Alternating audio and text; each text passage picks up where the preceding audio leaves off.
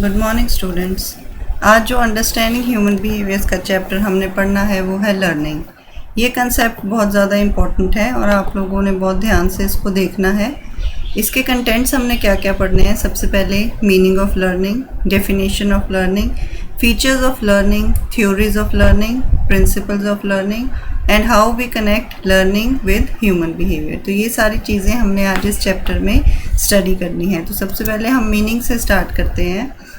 Learning हम generally बहुत ज़्यादा वर्ड यूज़ करते हैं अपने डेली लाइफ में कि we are learning something. Learning is an endless process. तो हमेशा हम कुछ ना कुछ लर्न करते रहते हैं। लेकिन जब हम ह्यूमन बिहेवियर से रिलेटेड लर्निंग की बात करते हैं तो इसमें कोई भी अगर हमारा बिहेवियर चेंज होता है तो जो परमानेंट है नेचर में उसको हम लर्निंग बोलते हैं। तो क्या कहा जाता है?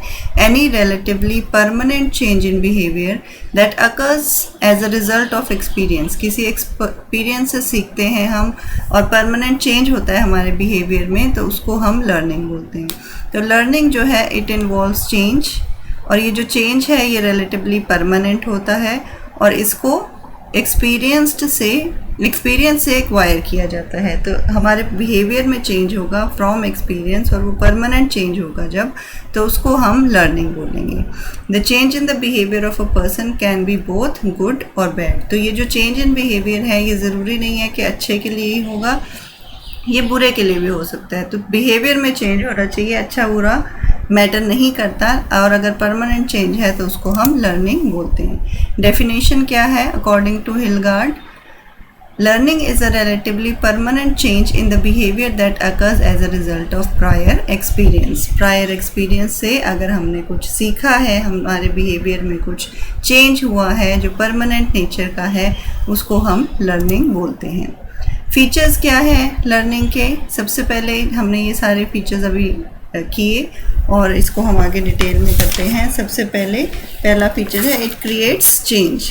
तो जो लर्निंग है वो बिहेवियर में चेंज लेके आता है। अगर कोई पर्सन कुछ सीखता है लेकिन उसके बिहेवियर में कोई चेंज नहीं होता तो उसको हम लर्निंग नहीं बोलते। जैसे अगर कोई एम्प्लॉई है जो एक ट्रेनिंग लेता है कोई काम करने के लिए for better systems of working, लेकिन उसका वो उस बेटर वे से काम करना शुरू नहीं करता, उस ट्रेनिंग का उस पर कोई उसके बिहेवियर में असर नहीं होता, तो उसको हम लर्निंग नहीं बोलते। लेकिन अगर ट्रेनिंग के बाद उसका काम करने का तरीका बेटर हो जाता है, अच्छा हो जाता है या बुरा हो जाता है, दोनों तरफ से हो सकता है, तो हम उसको चेंज बोलते हैं, उसको लर्निंग बोलते हैं। देन इट क्रिएट्स, सेकेंड जो फीचर है वो क्या है? It creates permanent change. Learning जो है उसको हम परमानेंट बोलते हैं। अगर ट्रेनिंग लेने के बाद कुछ टाइम पर्सन ने अच्छा काम किया लेकिन उसके बाद उसको फिर वापस वैसा ही काम करना शुरू कर दिया तो उसको हम लर्निंग नहीं बोलते। लर्निंग अगर आपके अंदर कोई परमानेंट चेंज आ गया, शॉर्ट टर्म चेंज नहीं है, तब हम उसको लर्निंग बोलेंगे। Then third feature is that it must be felt.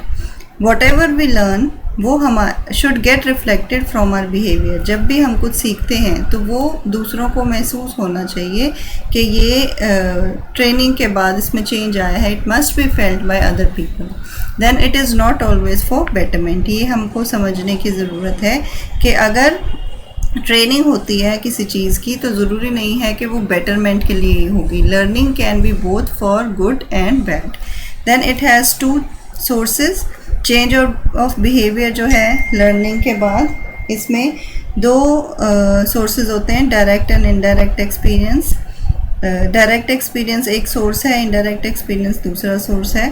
For example आप डायरेक्टली किसी से सीख रहे हैं तो उसको डायरेक्ट एक्सपीरियंस बोलते हैं। इनडायरेक्टली आप किसी की बात से या किसी और के एक्सपीरियंस से सीख रहे हैं तो उसको इनडायरेक्ट सोर्स बोलते हैं। तो ये दो सोर्सेज के थ्रू हो सकता है। Then its repetition is must. A thing learnt once has got to be repeated time and again in order to make it permanent. जब आप कोई चीज़ सीखते हो उसको बार बार करना है आपने, तभी उसको हम परमानेंट मानते हैं और उसको चेंज इन बिहेवियर मानते हैं, लर्निंग मानते हैं। Next feature is it is an intangible activity.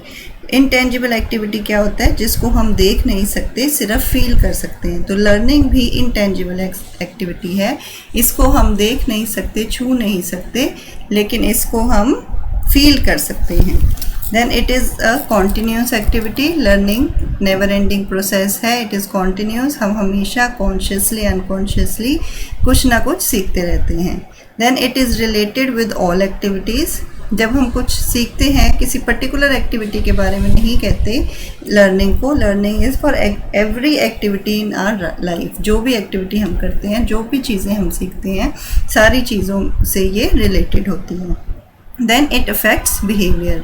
Learning जो है परमानेंट चेंज लेके आती है बिहेवियर में, तो ऑब्वियसली वो बिहेवियर को इफ़ेक्ट कर रही है, किसी भी ह्यूमन बिहेवियर को, ह्यूमन बीइंग के बिहेवियर को इफ़ेक्ट करती है। Then it gives satisfaction. We generally learn with a particular objective. जब हमारा लर्निंग का ऑब्जेक्टिव सॉल्व हो जाता है तो हमें सेटिस्फेक्शन मिलती है, लर्निंग के थ्रू हमें सेटिस्फेक्शन मिलती है। तो ये सारे फीचर्स हैं जो लर्निंग से रिलेटेड हैं। नेक्स्ट है लर्निंग की theories. Theories of learning, 4 main theories हैं लर्निंग की। Classical conditioning theory, operant conditioning theory, social learning theory and reinforcement. तो एक एक करके ये थ्योरीज हम स्टडी करते हैं। सबसे पहले है क्लासिकल कंडीशनिंग थ्योरी। ये जो क्लासिकल कंडीशनिंग थ्योरी है, it is a type of conditioning in which individual responds to some stimulus that would not ordinarily produce such a response. तो ये जो थ्योरी थी ये पेवलोव ने दी थी। रशियन साइकोलॉजिस्ट थे पेवलोव। 1880 में ये थ्योरी दी गई थी, जिसके की कंसेप्ट्स क्या थे कि कोई अनकंडीशनड स्टिमुलस होगा, अनकंडीशनड उसका रिस्पॉन्स होगा, और उसके बाद उसको हम कंडीशनड स्टिमुलस या कंडीशनड रिस्पॉन्स में कन्वर्ट कर देंगे। ठीक है, इसमें पेवलोव ने क्या कहा था? पेवलोव ने कहा कि this is an important concept of learning. उन्होंने ये कहा कि जो पर्सन्स हैं वो कैसे सीखते हैं, उनकी लर्निंग कैसे होती है, with the help of stimulus response connection. कि कोई आप स्टिमुलस क्रिएट करोगे एनवायरनमेंट में और उसका रिस्पॉन्स होगा, उन दोनों के बीच में जो कनेक्शन होगा उससे क्लासिकल कंडीशनिंग होगी। तो as per this theory a behaviour is learned by repetitive association between a stimulus and the response. उन्होंने एक्सपेरिमेंट क्या किया था इसका? उन्होंने एक डॉग को एक मीट का पीस दिया। जब बेल बजाई, हर बारी उन्होंने बेल बजाई और मीट का पीस दिया, तो डॉग ने स्लाइवा अपने मुंह से निकाला। अगर पेवलोव ने सिर्फ मीट का पीस दिखाया तब उसने स्लाइवा निकाला, और अगर सिर्फ बेल बजाई तो उसने स्लाइवा नहीं निकाला। लेकिन हर बार उन्होंने क्या किया? उन्होंने बेल बजाई और डॉग को मीट दिया तो डॉग ने स्लाइवा निकाला। डॉग ने एसोसिएट कर लिया कि जब भी बेल बजेगी तो उसको मीट मिलेगा। तो लास्ट बहुत बार करने के बाद पेवलोव ने क्या किया? उन्होंने बेल बजाई लेकिन उन्होंने मीट का पीस नहीं दिया। लेकिन उस टाइम तक डॉग की कंडीशनिंग हो चुकी थी, तो बेल की आवाज़ सुन के उसने ये फील किया कि मुझे मीट का पीस मिलेगा, तो उसने बिना मीट के पीस के भी स्लाइवा निकाला। तो this is called response. Stimulus and response, इन दोनों का कनेक्शन बना और डॉग की कंडीशनिंग हो गई। तो पेवलोव का ये कहना है कि क्लासिकल कंडीशनिंग किस तरह से होती है? जब स्टिमुलस और रिस्पॉन्स का कनेक्शन होता है, बार बार रेपिटेटिवली कोई काम होता है, तो पर्सन की कंडीशनिंग हो जाती है। ये थी फर्स्ट थ्योरी। सेकंड थ्योरी है operant conditioning theory. Operant conditioning theory जो है, it is a type of conditioning in which desired voluntary behaviour leads to a reward और प्रिवेंट्स अ पनिशमेंट। ठीक है, कि जब आप एक तरह का बिहेवियर करते हो तो या तो उससे आपको रिवॉर्ड मिलता है या फिर उसके करने पे आपको कोई पनिशमेंट, आपकी पनिशमेंट जो है वो प्रिवेंट होती है। तो की कंसेप्ट्स क्या है इसके? रिफ्लेक्सिव बिहेवियर, अनलर्नड बिहेवियर है, कंडीशनड बिहेवियर एंड रीइंफोर्समेंट। तो इसमें क्या होता है कि रिस्पॉन्स है, कोई आपका बिहेवियर है। सबसे पहले आप एक पर्टिकुलर बिहेवियर करते हो। जब भी आप कोई बिहेवियर करते हो तो कुछ आप उसका रिज़ल्ट एक्सपेक्ट करते हो। सपोज़ आप कोई काम अपनी एब्सोल्यूट कैपेसिटी पे कर रहे हो, तो आप क्या रिस्पॉन्स करोगे? एक्सपेक्ट। आप ये करोगे कि मुझे एक अच्छा रिज़ल्ट मिलेगा इसका। अगर आपको उसका अच्छा रिज़ल्ट मिलता है तो आप दोबारा से अच्छा काम करने की कोशिश करते हो। If the result obtained is favourable then situation will act as reinforcement, मतलब आप दोबारा से अच्छा काम करने के लिए कोशिश करोगे या दोबारा से अच्छा बिहेवियर करने के लिए कोशिश करोगे। इसी तरह से आपका रिपीटेड बिहेवियर होगा, लास्ट में आप दोबारा अच्छा काम करने की कोशिश करोगे। लेकिन अगर रिस्पॉन्स अच्छा नहीं होगा तो आप उसमें अच्छा काम करने की कोशिश नहीं करोगे। नेक्स्ट है आपकी social learning theory. Social learning theory में ये कहा गया है कि जो लोग हैं वो कैसे सीखते हैं, through observation and through direct experience. तो इसमें सबसे पहले अटेंशन एक्टिविटी होती है। जब जो आपके आसपास के लोग हैं आप उनको देख के उनके बिहेवियर को स्टडी करके अपना बिहेवियर चेंज करते हो। तो पर्सन यूजुअली ऑब्जर्व्स, किन किन को ऑब्जर्व करता है, पेरेंट्स को, कलीग्स को, टीचर्स को, फ्रेंड्स को, सक्सेसफुल पर्सन को। तो वो उनको उनमें से किसी एक को अपना मॉडल बना लेता है। जब वो मॉडल बनाता है तो अटेंशन एक्टिविटी है, वो उसकी तरफ देख रहा है, कोई भी प्रॉब्लम होती है वो किस तरह से सॉल्व कर रहा है, कोई सिचुएशन है वो किस तरह से कर रहा है, ये सारी चीज़ें वो देख रहा है और अपने सबकॉन्शियस माइंड में उसको स्टोर कर रहा है। तो सेकेंड एक्टिविटी है रिटेंशन एक्टिविटी। तो मॉडल जब आपके सामने नहीं है तो आपके दिमाग में सारी चीज़ें रिटेन हो गई, आपने सारा कुछ देख लिया कि वो किस तरह से बिहेव करता है, आपने एक मॉडल बना लिया उसका। उसके बाद आता है मोटरिक रिप्रोडक्शन एक्टिविटी। इसमें जो आपने चीज़ें सीखी हैं, जो आपने उस मॉडल से चीज़ें सीखी हैं, वो आप अपने बिहेवियर में अडॉप्ट कर लेते हो। लास्ट में आता है रीइंफोर्समेंट एक्टिविटी। अगर जो आपने चीज़ें सीखी हैं मॉडल से वो फेवरेबल रिज़ल्ट लेके आती हैं तो वो आपका बिहेवियर का पार्ट बन जाती हैं और आप वो सारी चीज़ें सीख लेते हो। ये है सोशल लर्निंग थ्योरी।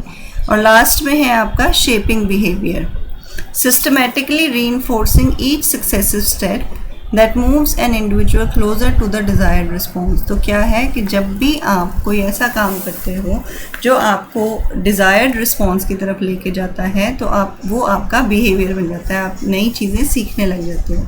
इसमें की कंसेप्ट्स क्या है, reinforcement is required to change behaviour. जब आपका रिस्पॉन्स आया, डिज़ायर्ड रिस्पॉन्स या फेवरेबल रिस्पॉन्स आया, तो आपने दोबारा से उसको उसी बिहेवियर को रिपीट किया। तो जब रीइंफोर्समेंट होती है, that is required to change your behaviour. Some rewards are more effective than others.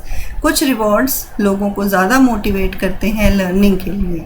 Timing of reinforcement affects learning speed and permanence. वो परमानेंट चेंज होगा, लर्निंग स्पीड कितनी होगी, ये सारा कुछ उसकी टाइमिंग पे डिपेंड करता है।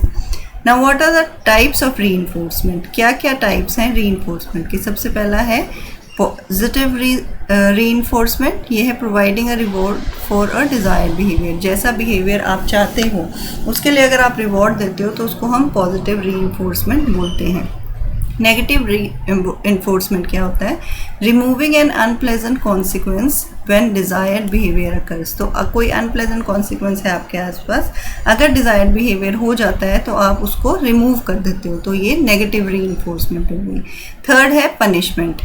अनडिज़ायर्ड कंडीशन आप अप्लाई कर रहे हो टू एलिमिनेट अनडिज़ायर्ड बिहेवियर। जैसे पनिशमेंट का आपको पता है कि अगर आप कुछ गलत काम करते हो, आपका गलत बिहेवियर होता है तो आपको पनिशमेंट मिलती है। नेक्स्ट होता है extinction, withholding reinforcement of a behaviour to cause its cessation. उसको ख़त्म करने के लिए आप रीइंफोर्समेंट को होल्ड करके रखते हो। तो ये थी टाइप्स ऑफ रीइंफोर्समेंट। अब हैं principles of learning. Principles of learning में कुछ चीज़ें हैं जो आप पढ़ते हो, किस तरह से आप लर्निंग करते हो। सबसे पहली है principle of discrimination.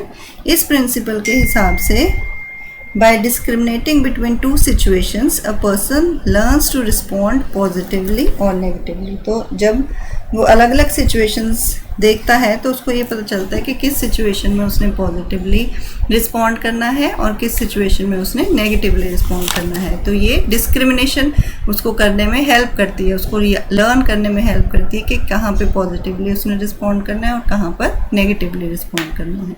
Second principal है प्रिंसिपल ऑफ जर्नलाइजेशन। ये प्रिंसिपल डिस्क्रिमिनेशन से बिल्कुल अलग है। इसमें In case of principal discrimination, difference between the two situations is observed, while in case of generalization, two situations are seen as same.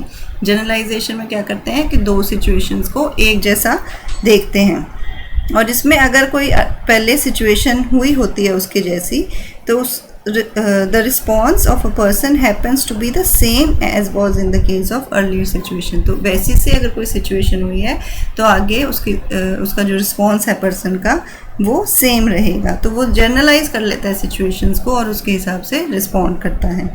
Next आता है principle of extinction. According to this principle, if response is not connected with the result, the response becomes extinct.